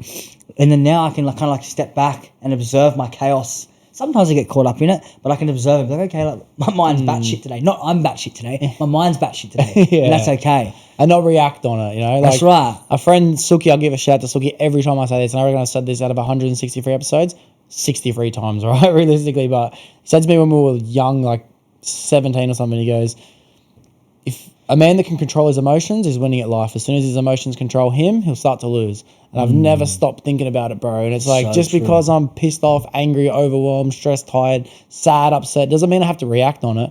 I can just let it be, bro. I can actually just be that. Yeah, and then just chew on that feeling, bro. You know what I mean? Yeah, because they're normal. Yeah. You know, it's like a lot of people can relapse on halts. So halts is hungry, angry, lonely, tired, stressed. So if you're really reactive or something, you know, you go, well, fuck, something's up my ass today. Think, are you hungry, stressed, lonely, tired, or whatever the other one is? If you're any of those, stressed, hungry, angry, lonely, tired, stressed, if you're any of those, like when you're hungry, you're not happy. When you're lonely, you're not happy. When you're tired, you're not happy. When you're stressed, you're not happy. Like very reactive. So if you're like more than 2 or 3 of these, bro, you're just a little wrecking ball. So go get a feed, go meditate. Fucking do what you got to do to stop these things, you know. So that's a good one, bro. Always checking yourself about the halts, you know, because that could lead many people to fucking relapse or do dumb things, you know. And on that subject quickly as well, I know we're getting towards the very end of the episode, we really are, but like what can lead people to a relapse, right? Going into something like Knockout, going into these festivals, these occasions, these things, like, is there ever still that desire out of curiosity, out of like this feeling? Because that's something that I think a lot of people who want to are feeling a desire to stop using, they're waiting for that desire to go away at the same time. You know what I mean? They don't know they can balance the two at the same time. For me personally, leading up to Knockout, there was about a month there of curiosity, bro. Like, have I done long enough to maybe have a little bit? You know what I mean? Like, you know what I mean? And then, bro, as it got closer and closer, I'm not saying it got harder, but I definitely started to think about it a bit more. Maybe a little bit of envy, a little bit of jealousy, and then 100%. in the Uber on the way there, bro, that's when I was like, fuck all you, bro. You know what I mean? Like, don't get me wrong. 100. Like, however, I'll say I'm fucking grateful I didn't. And it's not like I was like upset that I couldn't, but I did notice that curiosity, bro, at the end of the day. You know? Okay, for me, it comes and goes in weird ways, bro. Definitely I've felt that jealousy, envy, like that can't, like, it's not, so some people go, oh, you probably don't want to talk to me because you're all sober, like I judge people that use, like, the last thing I generally give a fuck about is what you do with your life. Like if you want to go run that race, go, I don't care, like, generally, bro, like, everyone each to their own. I've done it for a long time, you know what I mean? But if you want to fucking help or something, I'm happy to help, talk, fucking whatever. And 100% I felt like that envious over my time or jealousy. I'm like, you know, but this time around at Knockout, bruh, not one desire. Definitely pondered, and I mean like pondered only because it's like a thought. Like people think about jumping off cliffs and intrusive thoughts, and I'll ram into that. Like, it was like a thought like that for me. That like just popped in my mind and popped out. You know what I mean? But bro, like I say, like when I'm in a good space. Yeah, it's weird when I'm out in these events and do these things because, like, you know, the good old saying, you sit in a barber chair for long enough, you're going to get a haircut. People say, oh, like, I wouldn't put myself around that, or should you be doing this, or should you be doing that? Like, it's risking your recovery. And, like, is it? Potentially. Do I care? No, because I would rather risk my recovery than live under a rock and not do these things. I've had so much fun, bro, going to, you know, Jackson O'Doherty's fucking rodeo, Troy Candy's G-Up party. I'm going to Jackson's Halloween party on the 31st in the Gold Coast. Next weekend, I'm on the Gold Coast going on a yacht party. I do all this clean and sober, but I'm in a fucking place where I can do it and generally enjoy it sober. I'm a social butterfly.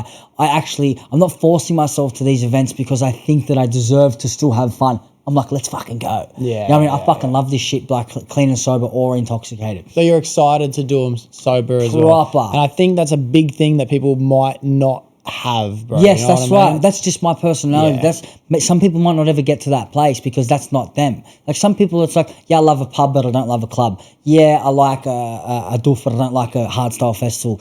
It's just not for them. Like I am a through and through social butterfly. I love mingling, getting amongst it. Hadn't done a festival clean and sober until Knockout the other weekend. Always held off because I wasn't in a place where I thought that I could generally go and enjoy myself. People go, oh, do you think you will use? Because I got asked to go to this or go to that over the last 2 years, you know, and I go, nah. And they go, why do you think you're going to use? Don't you trust yourself? I said, No, it's not that I don't trust myself. I don't think I'll use, but I don't think that I'll have fun, or I don't think that it's a place for me to go right now. And then I was like, fuck it. Like, I feel pretty good, keen. I want to go to a rave. And then, you know what? I was like, I knew that I would have fun. I didn't know how much fun. And I swear I've been going to festivals since like 2013. I've done Good Laughs, this, that. I've actually travelled up Port Macquarie. I've done bush doofs, done plenty of festivals, heavily intoxicated, blacked out at a lot of them.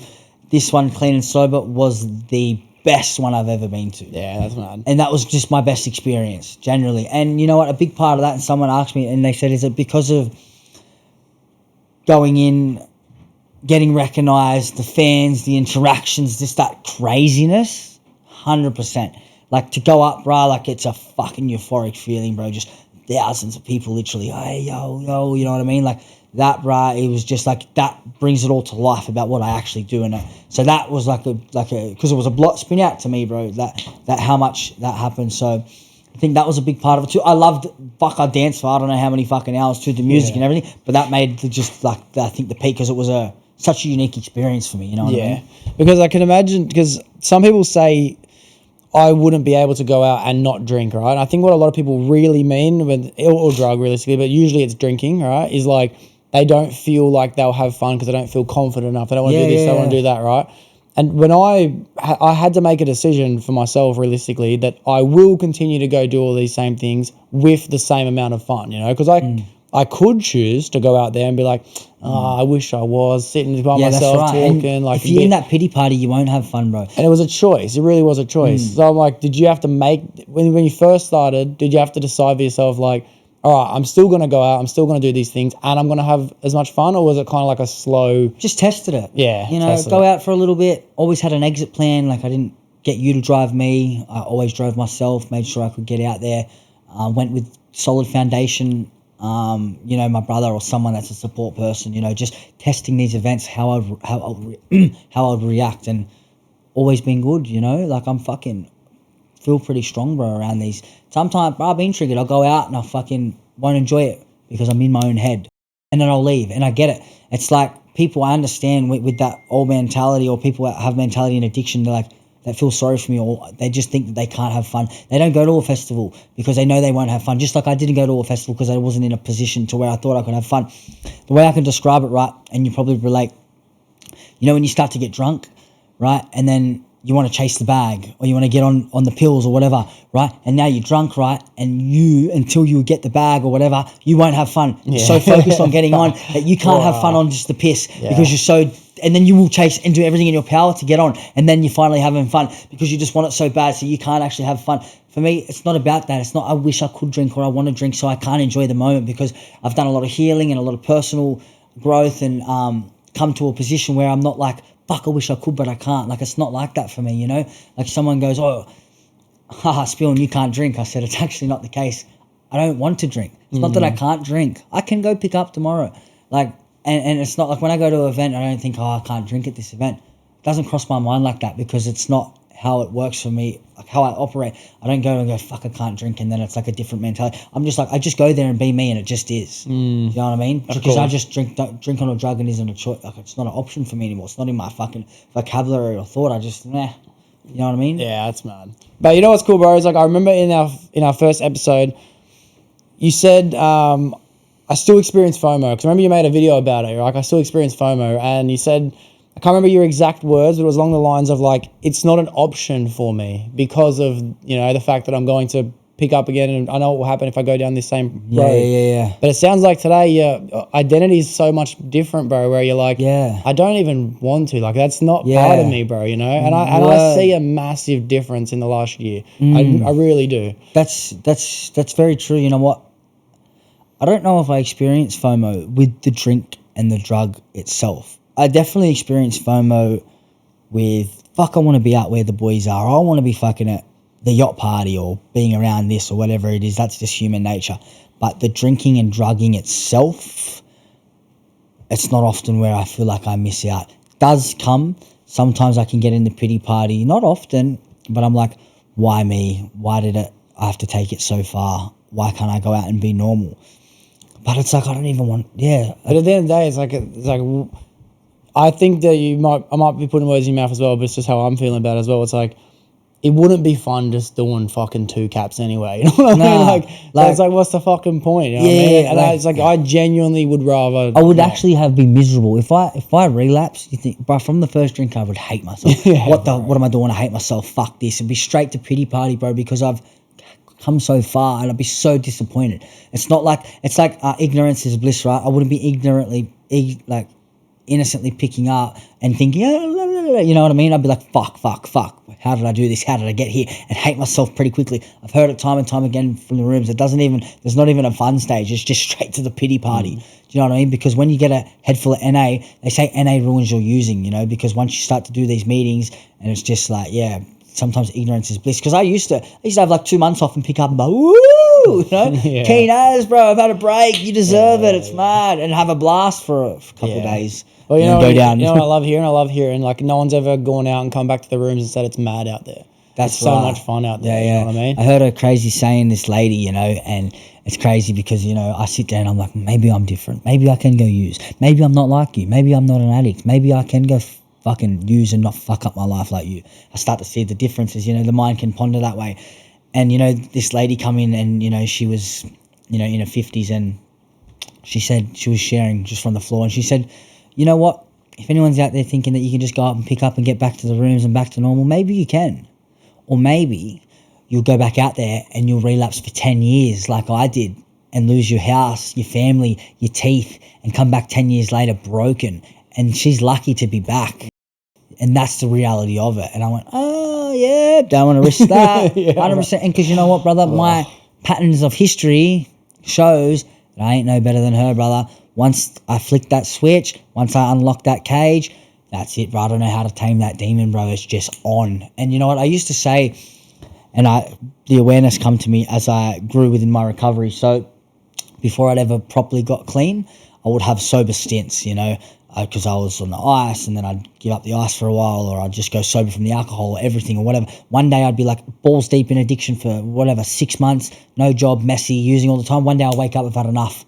And then I'm going for runs and I'm training and I'm sober and I'm hardcore, 100% sober. It might last a few weeks, month, 2 months, and then snap again. And I'm back to balls deep in addiction. I think I'm like this, not in control. And I'm like to my mum, I don't know what it is. Is it like BPD? Is it like, I don't know. Because I just couldn't, these flicks, man, I couldn't control. Once I'd flick, bro, I'd sit there at like 4 a.m., balls deep in my addiction stint, and be like, when is this going to end? Because I wasn't in control. I just wanted it to stop. But I knew it wasn't up to me. It was just when I decided. And then it was easy. And you know what? What it was, these flicks, I figured out. So the flicks of getting clean was, had enough of my shit for the 6 months or however long I've been using. I've just hit my dirty little rock bottom. That's it. Throw it away. And now it's easy because I've had enough. Had a little bit of a break. Oh, yep. And then I go out and innocently pick up with the boys. Yeah, come out for a few beers, because it always just starts like that. Yeah, I've done all right, you know. And then before I know it, them few beers led to this, led to that. And before I know it, I'm fucking back smashing the benders, heavy as, and I'm back to using again every day. And I think, how the fuck did I get here? And I thought that click was before I picked up, but it's actually me innocently picking up for the first time, and that's the spark to the start. Do you know what I mean? I thought it started before, because I was like freaking out. Why hasn't it clicked in 2 years since I've been clean? Because I haven't picked up. Do you know what I mean? Before, it was innocently picking up, thinking that it was just a one night, and then that was the spark to me off running again. And I just couldn't identify what I thought. I thought I was fucking crazy, bro. But it's just, I'm an addict, man. Once I start, I can't stop. It's as simple as that. One is too many and 1,000's not enough. Yeah, that's right. I swear to God, it's my favourite fucking saying, that one, bro. I use it in my life for everything, 100%. Bro. You know, I surrender, bro. I'm aware that I'm no better, brother. Once I pick up, I'm fucked. If I pick up today, I may as well ring rehab tomorrow. Whether my life crashes tomorrow or in 1 year, I know I'll eventually land back in rehab at rock bottom. As long as drugs and alcohol are in my life, something will go wrong, and I'll use them as I use them as a coping mechanism. Do you know what I mean? So for me, I'm just super aware. And now today, with all the weight on my shoulders, being in the public eye and doing what I do, it'll crash down much quicker, I believe, which is probably a good thing. Because if I was just kicking along and just in recovery like a normal person, not having this public eye, I might pick up, get away with it, pick up, get away with it, get away with it, get away with it, slowly, and then eventually fucking completely ride off. That's how I thought it would go for me, but now because of so much weight, it would crash hard, and I can't hide it, bro. Once I use, I'm fucked. I'm fucked. I'll disappear, bro. Cunts go, oh, you're still using it. You'll know it. Yeah. You'll know, brother. Trust me. No hiding it with me, bro. You'll know. But that, bro, you would have never got to experience that euphoric feeling that you said you felt looking at the fireworks and knockout, you know what I mean? If you were using, that shit can only come from being fucking sober, bro. Truly, bro. So. Like, that, bro, is fucking pinnacle of high, man. Bungee jumping, that feeling. Have you gone skydiving yet? Yep. Yeah, that's good, That's fucking freaky that's too, fucked, bro. eh? So let me tell you about bungee jumping. So me and Corey went. So my first time standing there shaking like a shitting dog, panicking, bro. And I'm sitting there and fucking my pop, bro, he's fucking got cancer through and through. Like he's fucking on his deathbed. I went and seen him the other day. Like he is on his way out, and I fucking love him so much. And knowing that he's been in like hospice and stuff, and when I'm going bungee jumping, I'm like, one day, like I'm just thinking of my pop, bro, because he's on his deathbed, and I could imagine that he would do anything to be where I am. And I'm just like, feel, experience, fucking face your fears, bro. And anyway, so the first one I just dove off like standard bungee, fucking dove off the cunt freaky. Second time I ran off the top platform and dove off. And then the third time I ran in triple reversal. Oh, that's so mad, bro. Crazy, bro. So mad. But Fucking did it get nuts. easier the more you did it, or you like, fuck it, I've done it once, let's just end it, bro, you know? So actually standing there over the diving board and looking at what I'm diving to, once I jumped, it was good. Yeah. But the whole anticipation of going up the stairs and the build-up was fucked. But then the second time round, the build-up wasn't too bad. But once I dove, I was like, it was just freaky, bro. So, like, yeah, it was kind of easier not seeing what was down there. Yeah. But every time was fucking freaky. Yeah, I gotta go bungee, bro. You just made me fucking, I might put that on my list by the end of the year. Been skydiving? Skydiving, yeah. So I'll explain it. So skydiving's better. Why I believe it's better, bungee jumping is very quick. I almost like blacked out. It's that quick, bro. Skydiving, bungee jumping is probably scarier because you have to jump yourself and you can see the ground so close. Skydiving, you're just strapped, you're like a dummy and you're not in control. Got no choice, and it's so high that it's like you can't even ponder the height. It just looks fake, and especially if there's clouds below you. So like skydiving, it's like freaky, but probably better because it lasts longer. But bungee jumping's freaky because you've got to launch yourself off the cunt. I didn't know if I was going to be able to do it. I thought that they possibly would have had to hang me because I've done some high cliff jumps in the water and like I can just collapse off it. Because when it's that high, I can't even spring jump because it's so high. But this one I just dove. That's crazy, bro. Yeah, mad. Funny how like in life, bro, like you don't think of the fun thing being the fun thing, but when I imagine the bungee jumping being the fun experience, it is actually that anticipation climbing those stairs, bro. Like skydiving's actually cool, I guess, looking down and falling from the sky.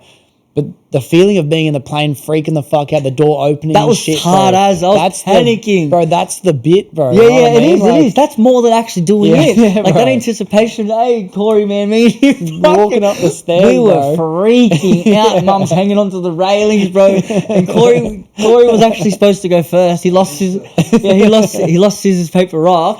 And he's like, I can't do it. I'm like, I'll go first. And anyone that knows me knows that I won't go first, but I will do whatever you do. I was not doing it, bro. I was doing it in my head. I said, nah, fuck this. Yeah, Mum's, he was like, he carked it on me, bro. And then I was like, I'll do it first. And I done it, bro. And he done it, the man. And right after, it's like silent, the fall. Once you're coming back up, woo! Both of us screaming our heart out, bro. Fucking sick. That's so mad, bro. But life has that funny feeling, bro. Like the thing that you think is shit in the beginning, like, oh, I can't believe I got to go through this. This is a long thing. Like if you think about like even a long drive somewhere, like you can't be fucked doing this.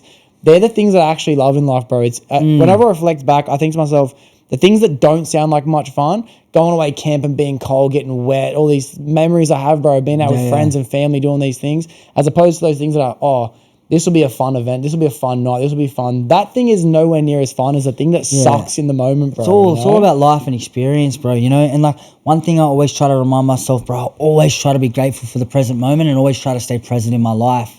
And because I'm aware, right? Just like we zapped, how old are you? 26, 27? 27 now, yeah. Zapped there, right? Just zapped here. I zapped to 25, right? And I know I'm going to get to 50, I'm going to zap and I'm going to be on my deathbed and it's going to zap exactly like we were here. And I'm so aware of how quick life's going to fucking go. So I always try to be so grateful for every little minor experience just to breathe a breath of fresh air, right? And I always think like, if you were on your deathbed today at 80-year-old, you would give anything to be back here, broke, homeless, heartbroken, fucking. Later, Joel. See, bro, you know, you'd be give anything to just be fucking in your worst rut at 25, laying on your deathbed. So when I'm here and I'm fucking doing all right, I think, yes. It's like I wake up blessed every day, bro. Yeah. You know, you just got to constantly remind yourself that fucking, you know, life is a fucking blessing, man. You're good at doing it, bro. You're good at doing it. My dad said to me, bro, one day you're going to be blink and you're going to be 42. And I thought, fuck off, I will. You know what I mean? Like, bro, I'm fucking pushing. My brother sent me a video yesterday. Hey, just letting you know, you're pushing 30. Yeah, this comes 33. 33? Fuck, I wouldn't guess you're 33. Yeah, like 40 something, eh? I go 40s, eh? 40. Yeah, but bro, yeah, so. it flies, bro. Just as we blink to here, I promise we'll blink to there. Because once you're there, that's it. Like, I dreaded the drive here today, 2 hours. I'm here. Yeah, bro. I've done a whole day here. How? Because it just happened. It just passed. You know what I mean? And once we're there, it'll blink. So I'm aware of that. So I always try to be present. Yeah. It's funny, they say life is short. Realistically, it's the longest thing we'll do. But it's only one moment, bro. Life is just one moment. It's never not. We're just here and it's go, go, go. It was nothing and then it's something and then it's nothing. It's like, what the fuck? Like, bruh, there's been millions and millions and millions and billions of years that have existed before us. Yeah. Bruh, it's like we've been here for fucking 25 years, but it's a blip. It's half a full stop, you know? Yeah. So short. And we just think like nothing ever existed prior to that, but there is. I don't know, I'm going to side stretch, bro, but like on that thought, like, let's just say the average life is 100. That's a bit longer than usually, but let's just use that for easy mathematics, right? If we're only at the recorded date of 2000, we're in 2025, realistically, right? That's only, is that 20 people in a row? You know what I mean? That's actually not that many people, bro. No, it'd be 200. Be 200? Well, 100. Let me do the math. Yeah, it's 200. It's, no. It might not be. 20, That'd be because 10. 20 times 100 is 200. So 200 times 20 is 2,000. 200 times 20 is 2,000. That's 4,000. Told you it was 4,000. Wait,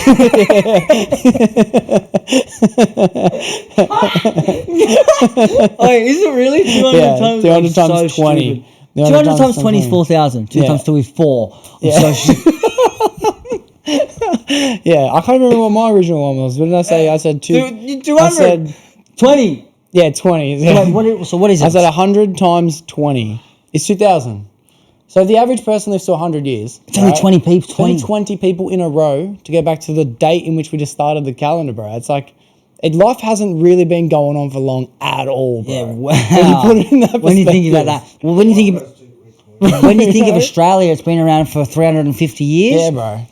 Brother, that's like fucking only like, I don't know how many generations, but Let's just say 4 or 5. We go back and we're not even from here, cunt. Like, you know, our family, especially my family, like, I'm Macedonian, so my actual dad was not even born here. So mine goes back overseas pretty quickly. Yeah. But like for our mum, like my mum's side, it's like 4 or 5 generations. Australia wasn't a thing, bro. Everything you see in Australia is in the last couple of 100 years, which is nothing. Yeah, and there's fucking a lot going on here. I think about it all the time, bro. I think about the fact that like we're fucking like one people ago from like 1900, bro. Yeah. Like, I swear my pop was born in like 1910 or something crazy. Yeah. Bro. Well, when we think of like, oh yeah, like, you know, so like back in the 40s, back in the 50s, back in the 60s, back in the 70s.